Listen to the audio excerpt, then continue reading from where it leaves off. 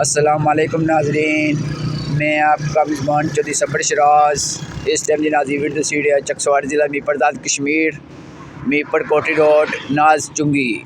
नाजरीन गुज़श्ता 2-2.5 माह तो मैं वीडियो ले रहा सा, प्लस सोशल मीडिया पर प्रिंट मीडिया पर मैं खबर ले रहा सा, लेकिन जेह्ड़ी पुली डैमेज जी इसे नाल नाजरीन तक सकने हो गए।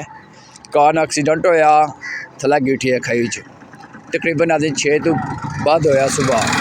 नाज़रीन अज 20 दिसंबर सन 2022 है। मैं उन अफसरों को पूछना चाहना जिस तनख्वाह किन्ने हो के नाने किन्ने हो।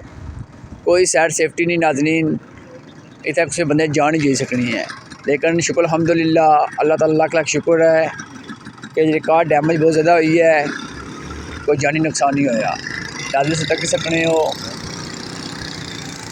तकरीबन 2-2.5 माह तो पहले मैं ले रहा था, इसी कोई सैड सेफ्टी नहीं।